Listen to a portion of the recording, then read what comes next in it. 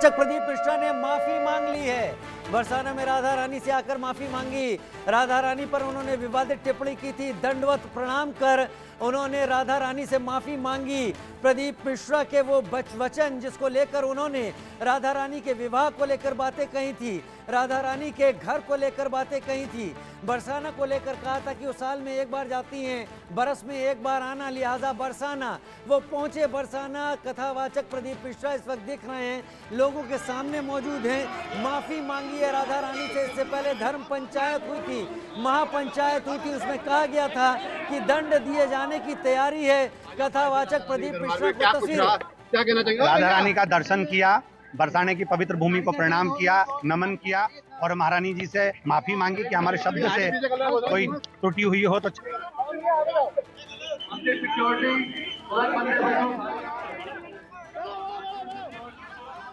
आपने देखा, उन्होंने कहा राधा रानी से माफी मांगी और कोई त्रुटि हुई हो तो चरणों में आज यहाँ पर आना हुआ और लाडली जी ने खुद इशारा कर बुलाया तो तुरंत यहाँ आना हुआ और प्रवासियों के बीच आना हुआ। मेरी वाणी से, मेरे शब्दों से जो भी चोट लगी हो उसके लिए मैं क्षमा चाहता हूँ। मेरी महारानी जी से, मेरी राधा रानी जी से, किशोरी जी से, लाडलू जी से क्षमा चाहता हूँ। और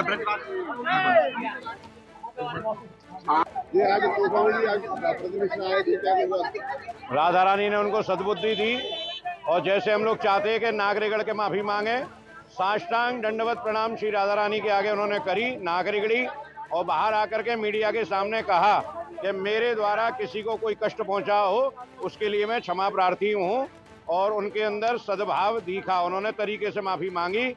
राधा रानी के साथ जो उन्होंने गड़बड़ बोला था, उनके चेहरे पे प्रायश्चित दिख रहा था, उनके चेहरे से लग रहा था कि हाँ उन्होंने गलती करी है, लेकिन उन्होंने क्षमा भी बड़े मन से मांगी है। आज के इस जो कुछ हुआ है उसे देख करके हम लोग बड़े प्रसन्न हैं। सब काम राधा रानी की कृपा से हुआ है। आपने उनको माफ कर दिया? हाँ, हमने अपने ऊपर कोई टसल नहीं ली।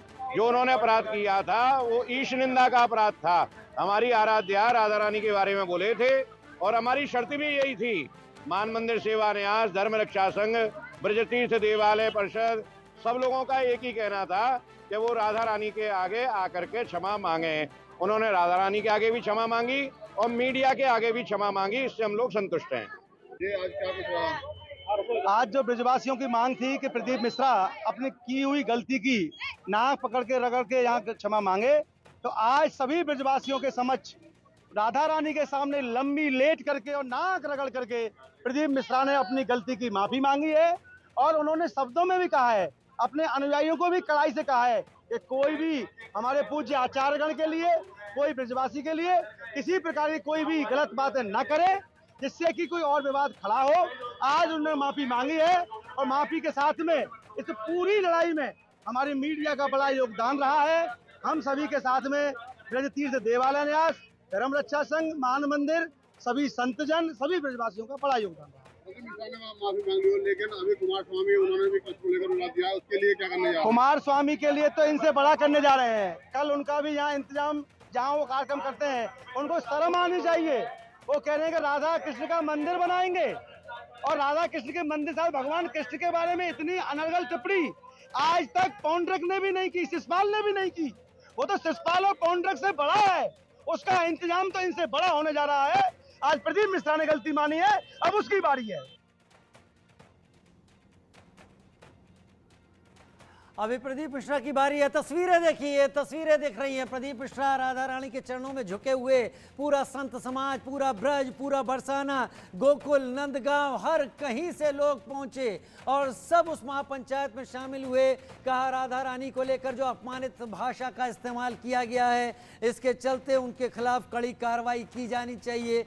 कथावाचक प्रदीप मिश्रा, जिनको लेकर प्रेमानंद जी भी बहुत ज्यादा क्रोधित हुए और उन्होंने कहा था इस लोक में नहीं परलोक में भी सर्वनाश की स्थिति होगी अगर ऐसे बयान, ऐसे कथावाचक सामने रखते रहे तो। और उसको लेकर पूरे ब्रज मंडल में, पूरे 84 कोस के इलाके में, क्षेत्र में लोगों में गुस्सा था, क्योंकि राधा रानी के बारे में कहा जाता है कि वो ब्रज मंडल की अधिष्ठात्री देवी हैं और उनके समर्पण भाव में यहाँ का हर नागरिक रमा रहता है और वो वो इस तरीके का अपमान यहाँ पर नहीं सह पाया। वीर नारायण मेरे साथ इस वक्त जुड़े हैं ज़्यादा जानकारी के साथ।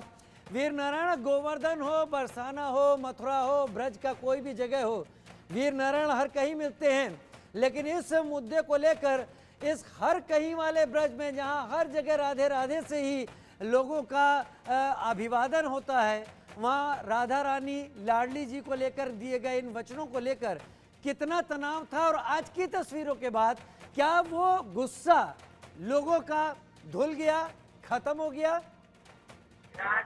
बिल्कुल राजीव जी, मैं बता दूं कि प्रदीप मिश्रा द्वारा जो राधा रानी को लेकर अमर्यादित टिप्पणी गई थी, इसको लेकर पूरे संपूर्ण ब्रजमंडल में जो ब्रजवासी हैं उनमें आक्रोश व्याप्त था, धर्माचारों में आक्रोश व्याप्त था, कथा वाचकों में आक्रोश व्याप्त था। इसलिए को लेकर के गहबर वन में यानी मान मंदिर परम श्री रमेश बाबा जी महाराज जो हैं उनके गहबर वन में इसी को लेकर महापंचायत 24 तारीख को आई थी, और महापंचायत में ब्रजवासी और धर्माचार्य सामूहिक रूप से निर्णय लिया गया था कि प्रदीप मिश्रा जो है वो राधा रानी से सामूहिक रूप से जब तक नाक रगड़कर माफी नहीं मांग लेते तब तक उन्हें माफ नहीं किया जाएगा और उन्हें ब्रज में नहीं घुसने दिया जाएगा। इसी को लेकर के आज प्रदीप मिश्रा जो है वो यहाँ पहुंचे हैं और राधा रानी के समक्ष नाक रगड़कर माफी मांग लिया, तो काफी ब्रजवासी जो है वो काफी उत्साहित हैं। अब मेरे साथ ब्रजवासी हैं, आप देख से बात करते हैं किस तरीके का उत्साह यहाँ ब्रजवासियों में और धर्माचार्यों में देखने को मिल रहा है। जी जी, किस तरीके का प्रदीप मिश्रा ने माफी मांगी। देखो माफी तो मांगनी थी, ये तो इन्होंने क्या है लेट कर दिया ना। श्री जी बड़ी कृपालु हैं, दयालु हैं। ये जिस तरीका का 24 तारीख को महापंचायत में संतों का, सभी संप्रदाय के संतों का, व्यासों का और गोस्वामियों का, जो प्रमुख मंदिरों के गोसाई आए थे और साधारण जो ब्रजवासी आए थे जिनको हृदय में ठेस पहुंची है, क्योंकि राधा रानी को अपने हृदय में यानी कि लाली मानते हैं, किशोरी कहते हैं, लाडली कहते हैं, उन लाडली के बारे में कही थी। कोई अपनी लाली के बारे में कोई कैसे सुन सकता है? अगर ये प्रदीप जी की कोई बच्ची के बारे में कुछ कहे तो ये भूल जाएंगे, ये पुराण वगैरह सब है। अब तो माफी मांग लिए, माफी नहीं मांगी है, नाक रगड़ के मांगी है। 5 मिनट तक हमारे पास वीडियो है, आपने भी स्वयं रिकॉर्डिंग करी होगी, चैनल पे चल रही है, रिकॉर्ड नाक रगड़ी है और कान पकड़े हैं। हे राधा रानी, मुझसे बड़ी भूल हुई, मैंने कोई इस तरह का कोई दूसरे तरह खाया होगा जिससे मुझ पे ये अपराध बना, और हाथ जोड़ के अपील करिए आप लोगों के सोशल मीडिया और चैनलों के माध्यम से कि कोई इस तरह की मती मारी गई थी मेरी, और इस तरह की कोई टिप्पणी नहीं करे। अचानक से ऐसा क्या हुआ? क्योंकि कल तो आपने एफआईआर दर्ज कराई थी, धमकी आपको मिली थी प्रदीप मिश्रा के लोगों से। देखो, जैसी करनी वैसी भरनी। ये आंख दिखा दे तो आंख दिखा के जवाब था इनका, और हमारी पूरी तैयारी थी, इस लेवल पे तैयारी थी कि ये भूल जाते थे पुराण को, ये अपने पुराण में लग जाते कि कैसे मैं जान बचाऊं। जिस तरीका से देश ऑर्गन के खिलाफ एफआईआर हो रही थी, इन्होंने अपने बहुत नजदीकी आदमी, ऐसी सूचना लग रही है कि ऑपरेटर, साउंड ऑपरेटर, उससे धमकी दिलवाई थी। उसकी बरसाना थाना में विधिवत रूप से एफआईआर दर्ज हो गई है। उसका नाम था अंकित, और 3 फोन से आई थी। एक तो आप माफी मांग लिया, माफ कर दिया जाए। देखो, माफ तो श्री जी बड़ी दयालु है। ऐसा सुनने में आता है ब्रजवासियों के कई ग्रंथों में, पुराणों में, कि कंस को भी 6 महीना को वोट डलवा के माफ कर दिया था। तो ये तो क्या नाम है, साधारण सा है। ठाकुर जी की बुराई कोई करे, अभी तो एक है कुमार स्वामी करके कोई व्यक्ति, अब वो वहां को नंबर है।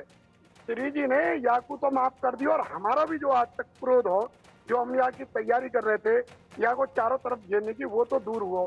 अभी कुछ ठेस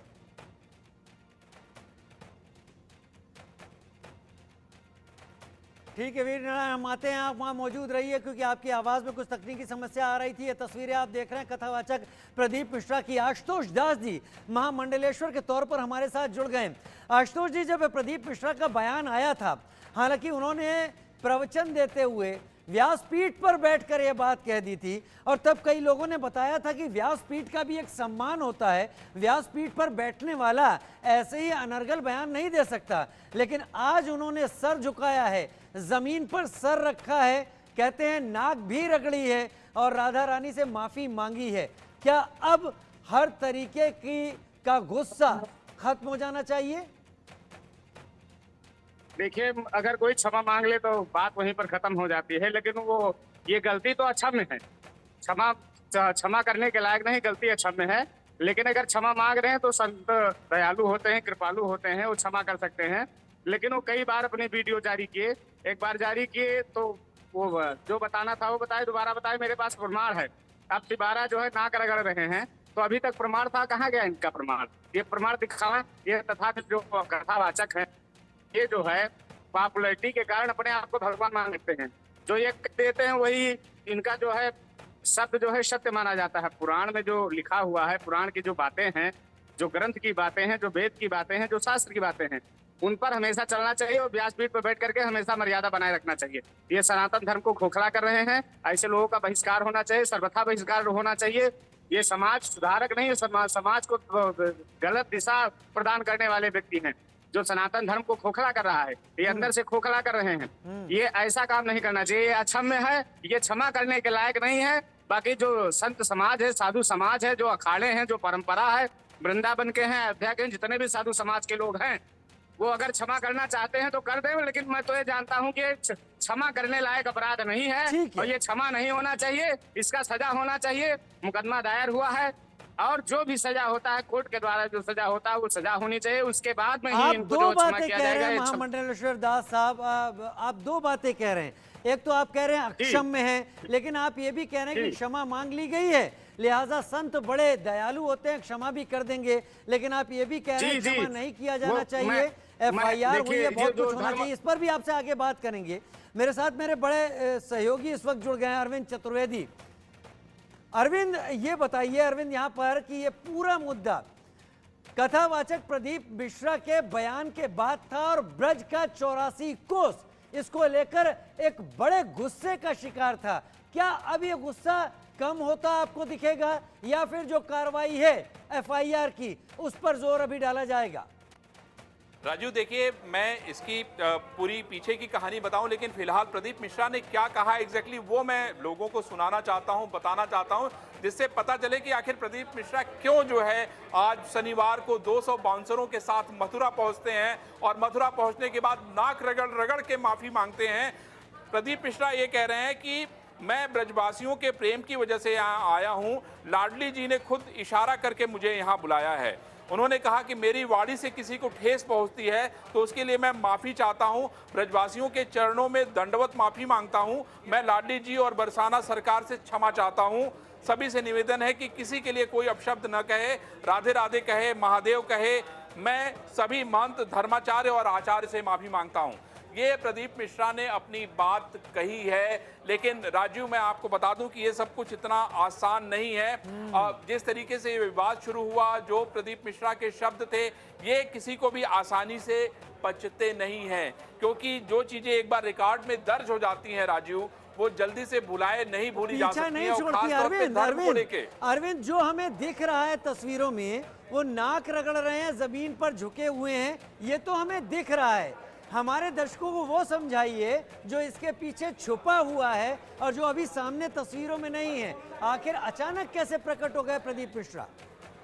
सवाल ये है राजू कि पूरे देश और दुनिया से जो है प्रदीप मिश्रा के जो भक्त हैं, लाखों लाख फॉलोअर हैं। प्रदीप मिश्रा जब कथा कहते हैं तो आपने न जाने कितनी बार देखा होगा कि लाखों लोग जुड़ते हैं।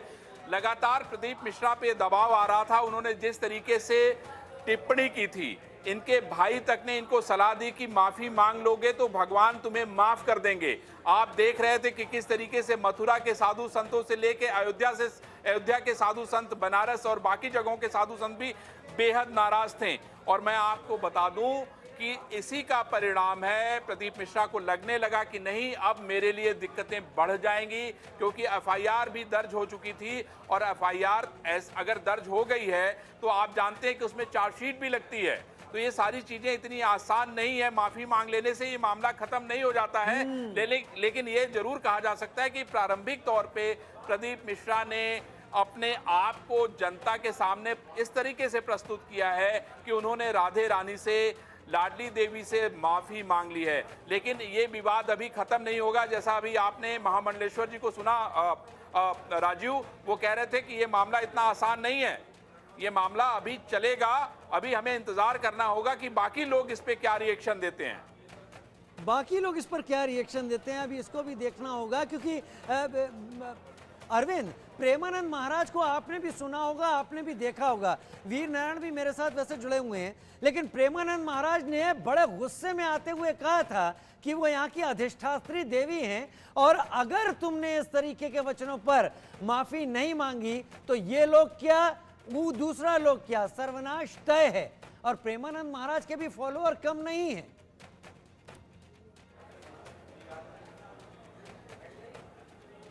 अरविंद, राजीव, प्रेमानंद जी ने तो यहां तक कह दिया था कि 4 श्लोक पढ़ क्या लिए भगवत प्रवक्ता बन गए।